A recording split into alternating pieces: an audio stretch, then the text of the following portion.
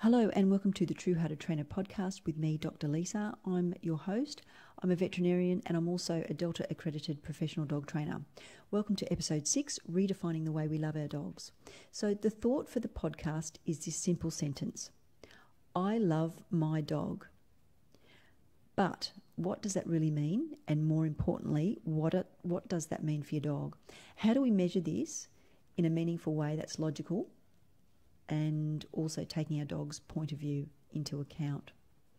So I want you to sort of ask yourself how you can redefine love in a way that's practical and responsible for your dog and in the best interests for your dog, and why saying you love your dog isn't really enough. We need to be demonstrating that in practical, measurable ways.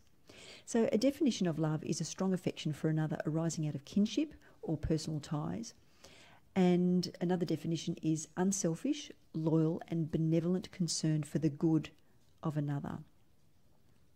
Now, Sophocles, he had an interesting quote, which is, "One word frees us of all the weight and pain of life. That word is love."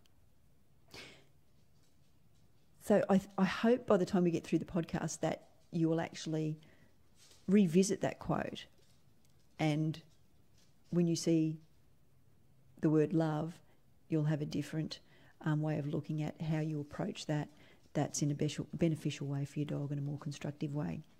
So firstly, to help explain this, I want to talk about the 5 freedoms. So basically, the 5 freedoms is a framework that helps us to assess animal welfare. And the 5 freedoms are freedom from hunger and thirst, freedom from discomfort, freedom from pain, injury or disease, freedom to express normal behaviour, and freedom from fear and distress. Now, they're very basic, and of course there's no room for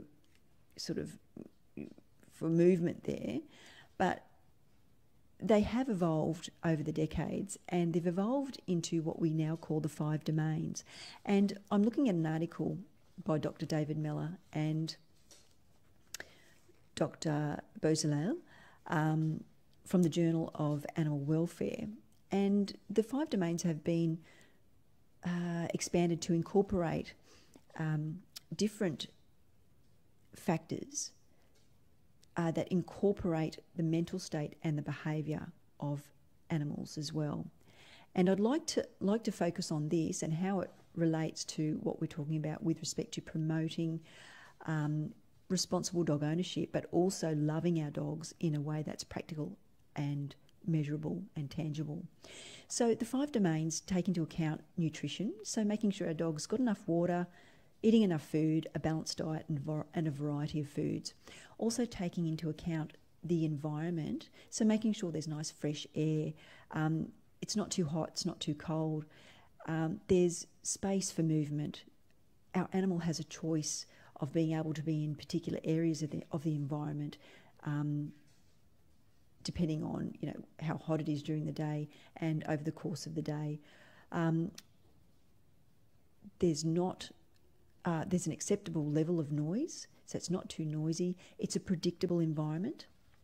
Predictability creates a safe and secure environment for your dog, but the predictability shouldn't just be that it's a mundane predictability where there's nothing to do. There's just 4 walls and nothing much else to do or look at.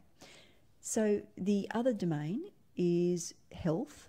And of course, we want to make sure that our dog is disease and injury free, that they have a really nice body condition and they've got a good fitness level. Now, these 3 survival related factors, I feel, relate inherently and are interwoven with the next 2 states. And the next state is behaviour and mental state. So when we talk about behaviour, we want to promote positive mental states and positive welfare states for our dogs, because if we provide them, say, with a really nice environment that they're feeling comfortable in, they've got a lot of different things to do, they're feeling engaged and nice and in control of their environment, they're able to freely move, explore, forage and hunt. What they're doing is they're demonstrating their species-specific behaviours.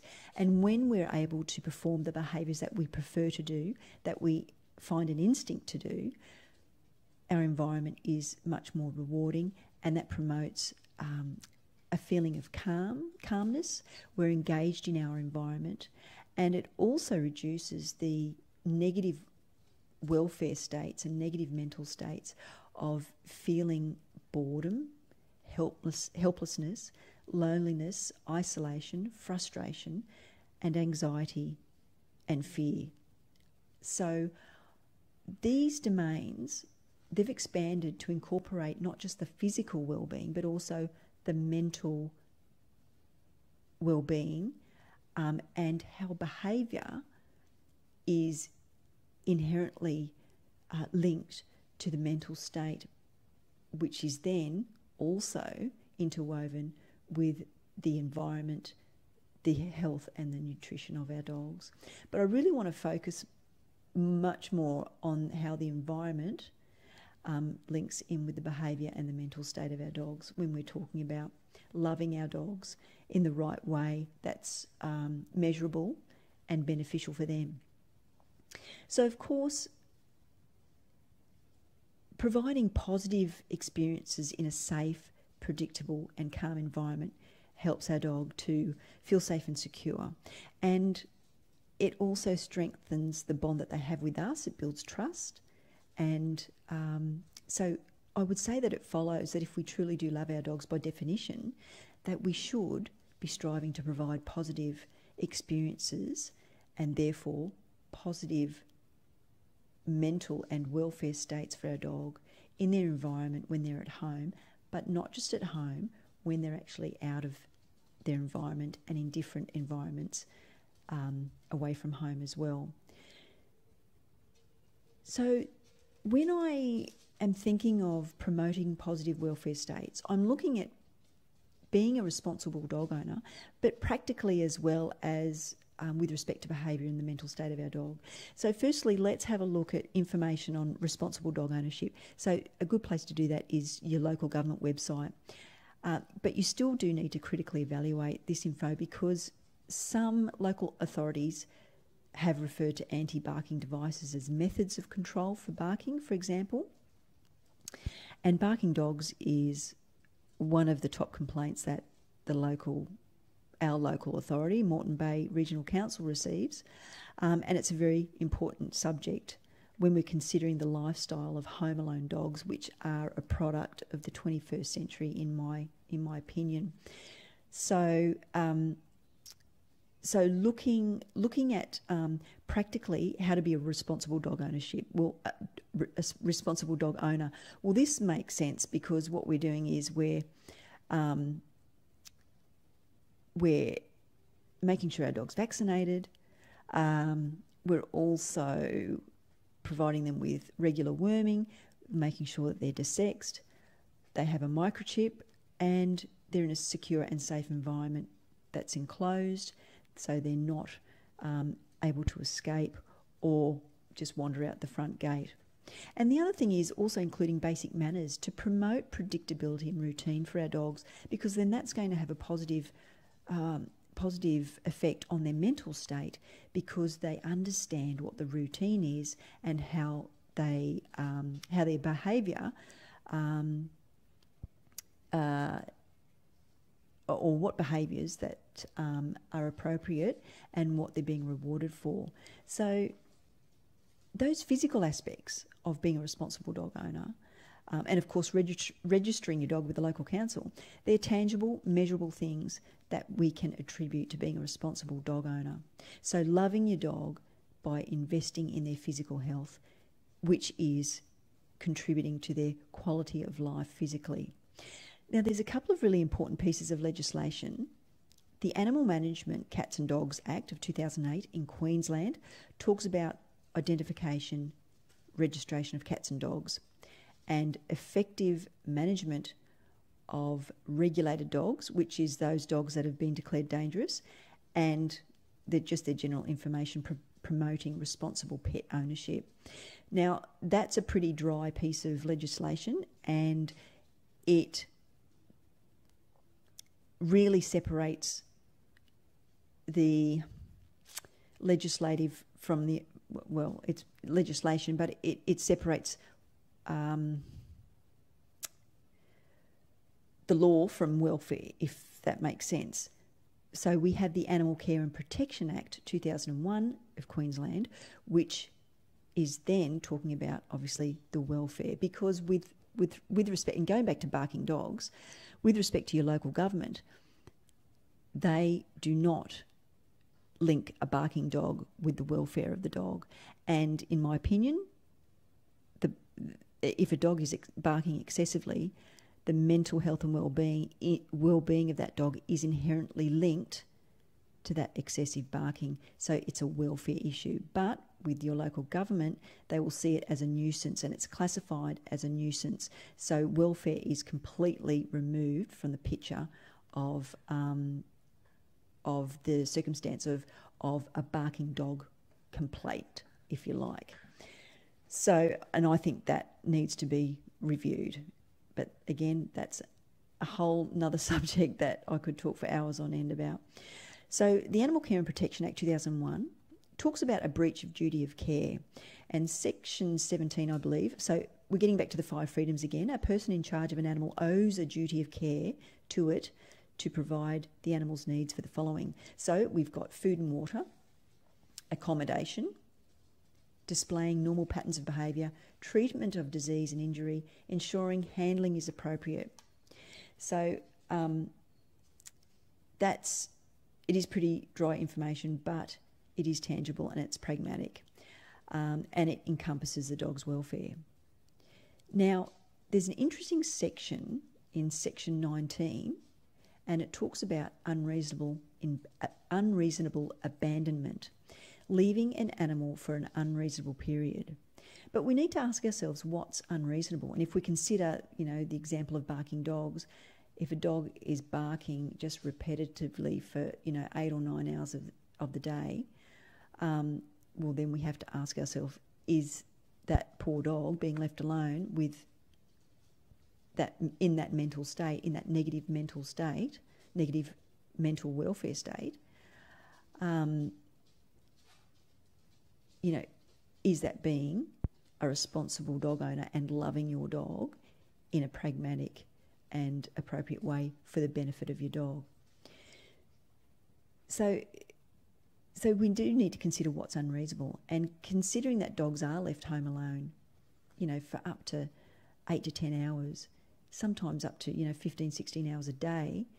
And I'm sure you've all heard dogs barking repetitively in your neighbourhood and thought nothing of it except probably being annoyed and just wanting the dog to be quiet. But look, from the dog's point of view, being left home alone for 10 to 15 hours, there's so much more going on here mentally for these poor dogs. And this is an epidemic that is Australia-wide. And this is what our dogs' lives are reduced to every single day. So I really want you to focus on this example. Like when we think about dogs at home alone all day, and even longer with nothing to do, are we really encompassing the 5 domains when we consider a dog's mental state and their behaviour that's reflecting this negative welfare state, their mental state? But we love our dogs, don't we? So this is the conundrum that I have trouble understanding. And, if we can redefine how we love our dogs in more positive, practical ways for our dogs, incorporating these 5 domains, our dogs are going to be much happier. They're going to be much more calm. They're going to be much more engaged in their environment, and it's going to reduce the likelihood of anger, frustration, boredom, helplessness, loneliness and isolation that they're feeling, and of course the anxiety and the panic that so many dogs do undergo every day when they're at home alone. So let's look at how we can change our thinking of love and make it a little bit more positive and practical for our dogs. So I'm taking the letters LOVE and I'm going to link a little thought with each of the letters. So first of all is L, let your dog be a dog. So your dog needs to be able to demonstrate their specific and instinctive behaviours and also their preferred behaviours, and that's going to depend on their personality as well. So the best way to understand that is to just look at your dog, see what they do, and incorporate things for them to do based on what their preferred behaviours are and link their enrichment to that. And enrichment, environmental enrichment, is simply manipulating or adding to the environment, to your dog's environment, in such a way that promotes a feeling of positive welfare states, which is what we're talking about, which promotes a sense of well-being and calm and enjoyment for your dog and mental stimulation, keeping them occupied mentally. Now, the other thing is, when we view our dogs as dogs, and by the way, they're not babies, they're not substitute children, when we actually, and that misinterpretation of reality is really detrimental to the quality of life of our dogs and helping them to grow into confident, well-adjusted dogs. When we see dogs as their own species in their own right, this opens up such a different, wonderful world, because we're then understanding how we should be communicating with them, because they are different to us. And when we look at it this way, we're seeing reality from their perspective, not our misinterpretation of reality, which also leads us to accusing our dogs of being the ones with the behaviour problems, like barking, jumping up, pulling on leash, being reactive on leash, or even having separation distress. Whereas really, in reality, they're really problem behaviours for the humans, despite there being a legitimate and valid reason for your dog's behaviour in a particular environment or situation. So I want to talk about a common example that of situations that dogs are faced with. And notice, look, again, I'm not talking about the human, I'm focused on the dog's point of view. And when we look at it this way, we're actually helping to find answers to the problems that we're seeing, as well as how our environment and the environment that we're placing our dogs in every day, how we humans are actually shaping our dog's behaviour with respect to that environment every minute that we're not with them. Now, in a previous episode, I talked about training and how every minute that we're with our dogs, we are training them, whether we are aware of it or not. So we need to look at everything in context, and we need to look at the environments that we're putting our dogs in, and then leaving them to their own devices without anything really engaging or appropriate for them to do, in order to promote a positive welfare state for our dog, and then contribute to their quality of life and their general physical and mental well-being. So the first example is, so this is the story I'm going to tell. So we have a male puppy, an 8-week-old puppy. He's now almost a year of age. And this puppy grew up on a large acreage, but the owners have downsized to a house with just a normal yard. They've got probably 4 or 5 children between the ages of 5 and 12, and the dog hasn't been desexed. Now, since this puppy was 8 weeks of age when they got the puppy used to mouth, and then it went to nipping. But now, almost a year on, we have a big 25-odd kilo dog that's now breaking the skin when it does this nipping behaviour.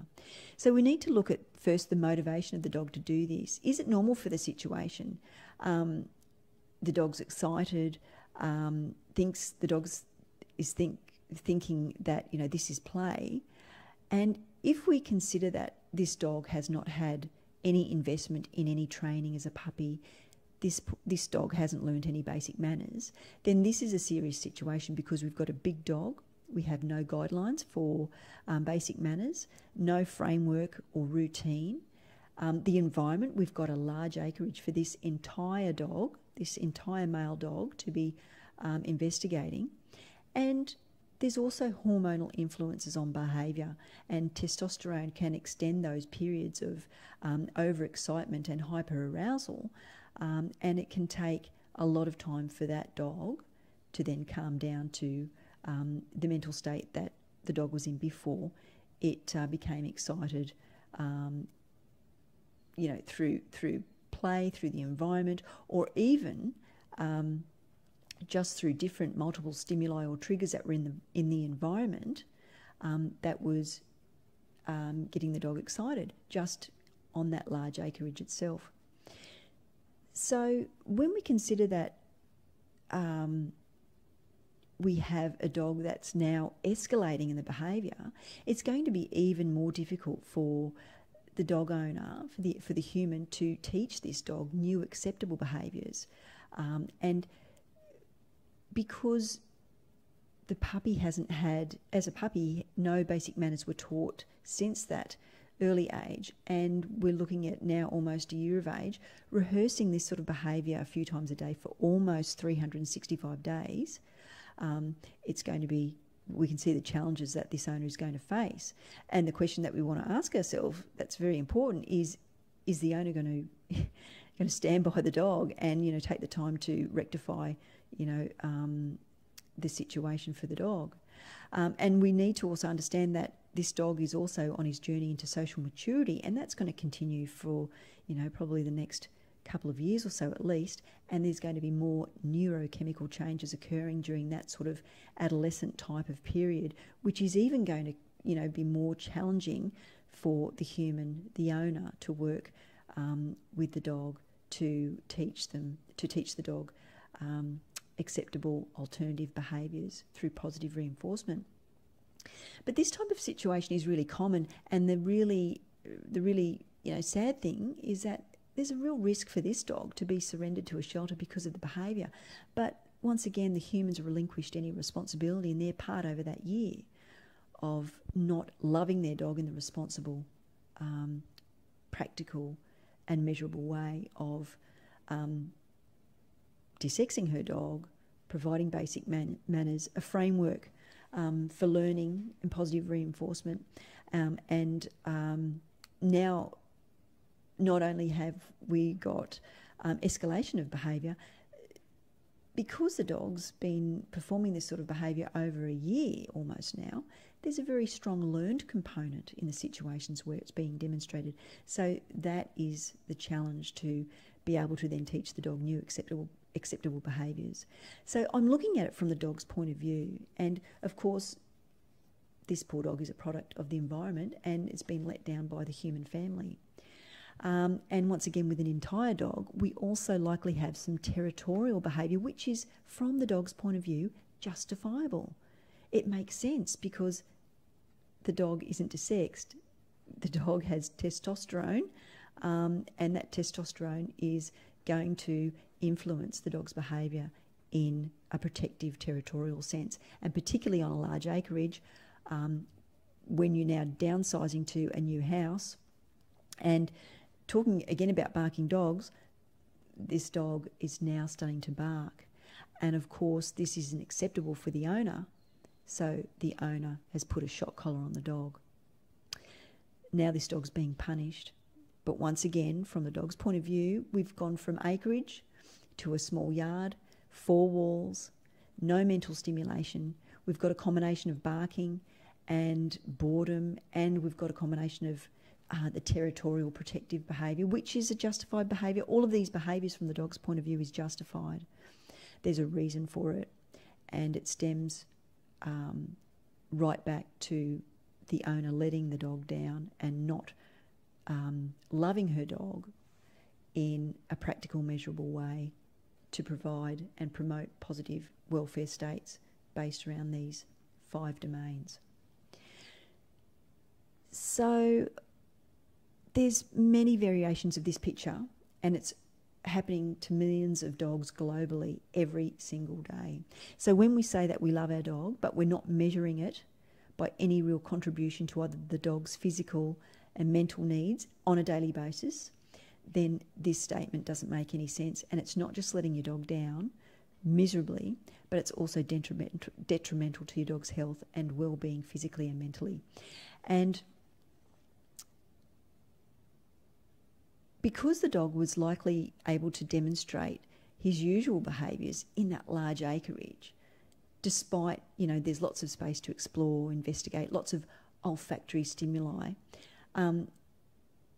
even though this dog wasn't provided with any other enrichment, food puzzle toys or rope-based toys, any other means, or even training, even positive reinforcement training, because that, those other things weren't provided, we then get to see the real picture of why we're seeing particularly the barking behaviour, but also, the escalation of the nipping behaviour with the contribution of the testosterone, the reinforcement of that, through the same situations and the motions that the owner was likely reinforcing the nipping behaviour by pushing the dog away rather than redirecting with a toy or something like that, and teaching the puppy what behaviour was acceptable using positive reinforcement, and training your dog, basic manners. So it's a sad situation, but it is a sad situation that is happening, as I mentioned, for millions of dogs globally, and it's happening every day. So when we see our dog as a dog, it also helps us to drop our expectations and understand that we need to step up and be the leader. We need to be consistent and predictable. And we're humans, we have the ability to talk. We're very different from dogs, but we have, we're very similar to dogs. Dogs are very social. They prefer to be with their human family, their human social group.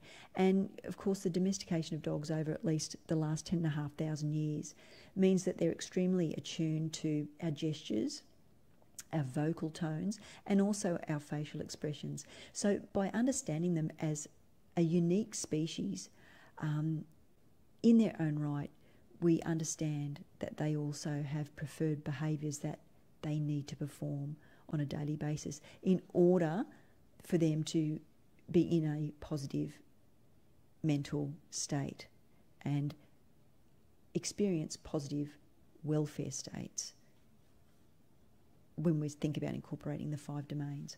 So back to the L. So letting your dog be a dog. So just letting them have a sniff when they're out on a walk.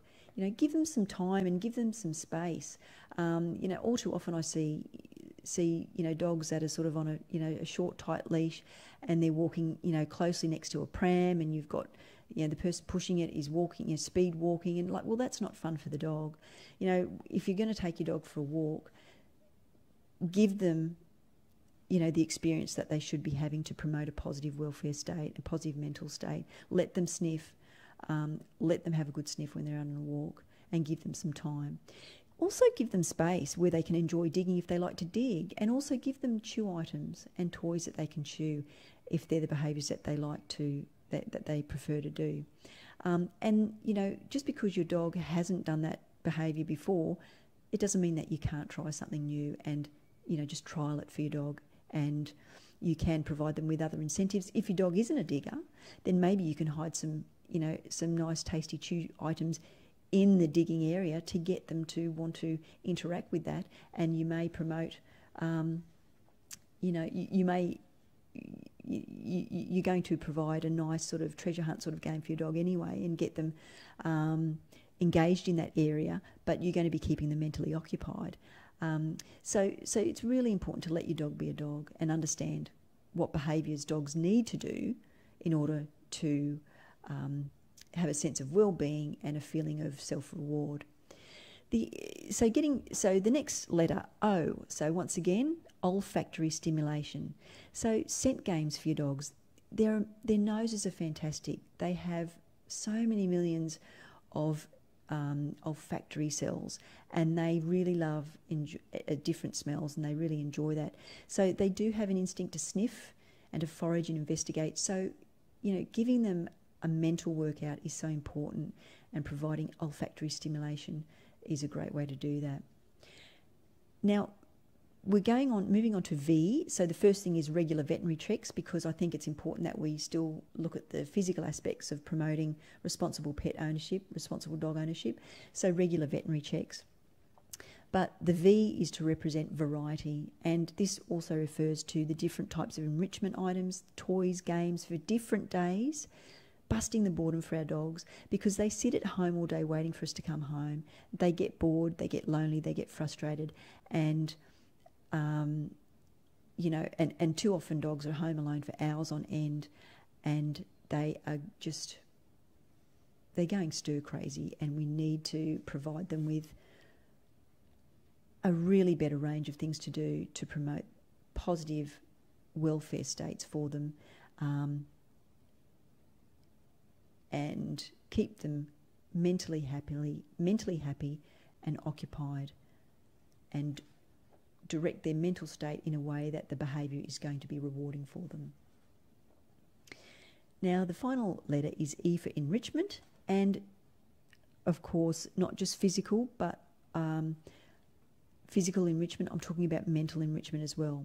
So of course I'm relating everything back to the mental state of the dog, and that's going to be inherently linked to the behaviour that, you know, we're going to be seeing from our dogs. So mental enrichment, not just physical exercise.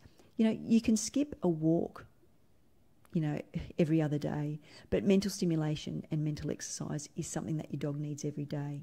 So food, toy puzzles, scent games, ball games, tug games, short fun training sessions, all keep your dog mentally occupied and keep the brain busy. So that's linking in the mental health with the environment and promoting positive welfare states for our dogs every day as much as possible. Now I want to move on to an article that that's in this episode, or this week's edition of the Redcliffe Herald, Redcliffe and Bayside Herald, and the heading is "Dog Attack Shame," and I mean it's around about 300 words. This the complete article, but it continues on page 5, and then the next heading is Animal Cruelty Hotspot. So it's sort of conflating dog attacks and animal cruelty in the same sort of context, which is very misleading. But it's such a complex topic that, you know, 300 words isn't going to do this justice. So really, it's just a way to sort of present some statistics, but not give them any context or any real sort of explanation or breakdown as to exactly what's going on. So it can be very confusing. But the main things that I wanted to take out of this little article was basically that the number of dog attacks that were reported last year to Moreton Bay Regional Council, and Moreton Bay Regional Council takes in 2,037 square kilometres, and the Moreton Bay region is southeast Queensland, and it's Strathpine, Caboolture and Redcliffe. So we've got 357 dog attacks were reported last year, and this is over 8 suburbs. Now, the top 3 suburbs were Caboolture, Morayfield and Deception Bay, and they had 91, 50 and 49 dog attacks respectively. But the article also has a heading that says that there's a concerning number of attacks on people and wildlife, but it doesn't say it doesn't include other dogs. So I'm not sure of that 357 in total, whether the dog attacks were actually on people only, or people and wildlife, or people, other dogs and wildlife. So a couple of points to help link in with the promoting positive mental states in our dogs, not just at home, but in other environments away from home. So the Mayor, Alan Sutherland, said there were increased patrols in off-leash recreational areas where there were a concerning number of attacks against people and wildlife. Right, now I thought I'd do a little bit of just background sort of digging. So I checked out the council's website, and I want to see what were the off-leash areas or recreational areas for the top 3 suburbs that were worse for the attacks, dog attacks: Caboolture, Deception Bay and Morayfield. So we've got Caboolture, we've got fenced dog enclosures, we've got a park, there's a Central Lakes area which I think probably has a lot of wildlife, and also an open grassed area bounded by billabong. So of course it's going to be very heavily sort of a heavy area for wildlife, natural wildlife area. Deception Bay, there's 2 beaches, fenced enclosure, so I would say that's an off-leash park for dogs, and there's also a trial that they're doing before 8 a.m. and after 4 p.m, an off-leash trial along the foreshore footpath. Otherwise, it's on-leash. Now, in Moray Field, we have 2 fenced enclosures. So, these off-leash recreational areas, there's a concerning number of attacks against people and wildlife. All right, so, and this, so that's a piece of information, but it doesn't really put it into context or give us any more information than what it says. He goes on to say that the local law officers conducted property inspections on fencing for dogs, particularly where dogs were declared dangerous. Okay, well that's a requirement. So the council, they do need to inspect those properties where dogs are declared dangerous. And I would actually say there's another topic on just dogs that are declared dangerous, because, you know, there's a lot of unfair labels that are placed on dogs as a result of being let down miserably by the humans.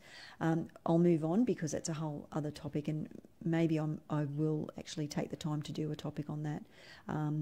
That would be an interesting thing to do. But the data shows that most dog attacks involve dogs that are not secured in a properly fenced area, wandering at large, or not under the effective control of their owners. Okay, well that makes sense, considering when we're talking about the off-leash recreational areas, because we're going to have a high volume of dogs, and once again, a high volume of dogs, off-leash parks, off-leash areas, unpredictable circumstances. And when we consider that, you know, a lot of the times owners aren't supervising their dogs, they're not able to read body language, canine body language. They haven't taught, you know, their dog basic manners. They haven't provided a framework for their dogs in that respect. They're not able to reliably recall their dogs.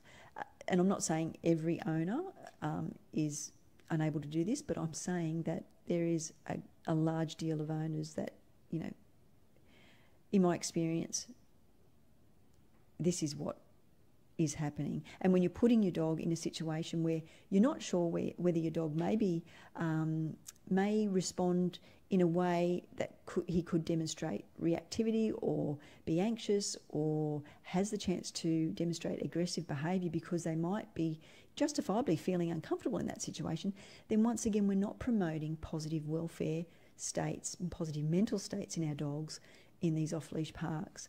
So there's a really, you know, a checklist that as a dog owner you should be running off in your head before you go to an off-leash park. Is my dog hyper-aroused? You know, is he overexcited all the time when he goes to the dog park? Is he a well-adjusted, socialised dog? You know, is he able to understand canine body language clues and have conversations with other dogs and be able to understand that, move, and, you know, and then respond in a way that's going to diffuse any aggressive or demonstration of aggressive behaviour on the part of other dogs, because that's what dogs do. They use their body language to diffuse situations. So then we have to ask ourselves another question.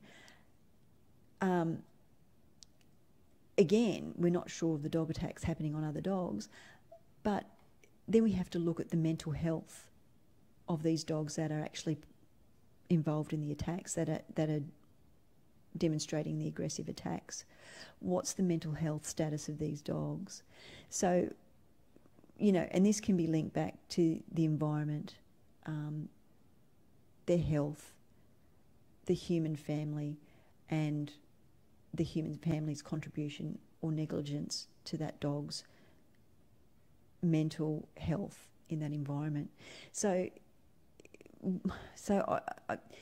I don't. This is a bit of a confusing article, so I'm sort of not really able to tie in a lot of things, but I'm sort of taking the information at face value. But really, if we're placing our dogs in situations where we're not sure that they may actually be at a risk of reacting in a way that's, you know, going to be aggressive or anxious or fearful, then why are we putting our dogs in these situations? And of course, this gets back to being a responsible owner. I love my dog, so, he needs to run around, and, I love him, so I'm going to take him, he needs to be free and running around. Well, no. And, this is the sort of thing where, saying you love your dog puts your dog in situations where they find that they need to cope in extreme ways or respond in extreme ways because they don't have the tools to cope in those situations. But more importantly, and most importantly, it's the human that doesn't have the skills to understand when they're placing their dog in situations where their dog may be at risk.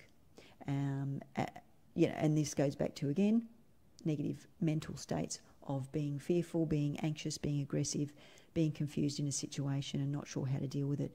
That's why we need to be reliable guardians, and we need to intervene for our dogs before things happen and before things escalate to that extent.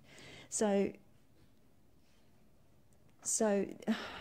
really this very short article has sort of opened up a lot of different cans of worms for me. I'm not sure that how clear I've sort of discussed, sort of the many things that I'm feeling about this article in a practical way for you. But I think for the purpose of the podcast, I just want you to think about how you could promote positive mental states in your dog so they're performing behaviours that are allowing them to be engaged and focused and calm, but in a beneficial way. And so I suppose that's where I'm trying to link this article with the information in the podcast. But I'll leave that article for the time being. So in episode 1, I talked about the talk versus the truth when we're talking about the dog training industry and what you should know before you look for a trainer. But now I'm actually challenging every dog owner to honestly evaluate themselves as a dog owner, a responsible dog owner, and a reliable guardian. Are you really providing a real quality of life for your dog that is based on their physical and their mental needs, not just at home, but also when you're wanting your dog to, experience different environments? Are you really providing the best outcome with respect to promoting a positive mental state and positive welfare state for your dog? So the reason why I'm asking that is because, I would hope that any dog owner or guardian would have an open mind and a real desire to want their dog to have a life that has some real quality and value, because it's inherently linked to their physical and mental health and well-being. So, if this question, is a little bit offensive to you, or you don't think you need to evaluate, well, I'm not going to try to convince you to want to provide, a better and genuine quality of life for your dog, regardless of why you decided to get a dog. I'm just here to tell you my opinion and what I think we should be providing for our dogs on a daily basis. And that's the tools and the skills and the environment to help them feel safe and secure, engaged, calm, focused, and have the ability to be able to have new experiences in a positive and rewarding way for them. So I think that would be a good place to stop the podcast. Thanks very much for staying with me for episode 6, Redefining the Way We Love Our Dogs.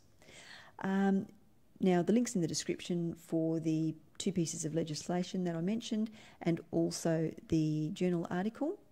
And you can find me on Facebook, on Twitter. You can find me on Instagram. I'm at The True-Hearted Trainer. And if you'd like a free copy of my ebook, 5 Essential Concepts of Dog Training, please email me at info@vcabs.com.au. All right, well, that's going to be all we have for episode 6. Thank you very much for staying with me. I'm Dr. Lisa, and as always, stay positive.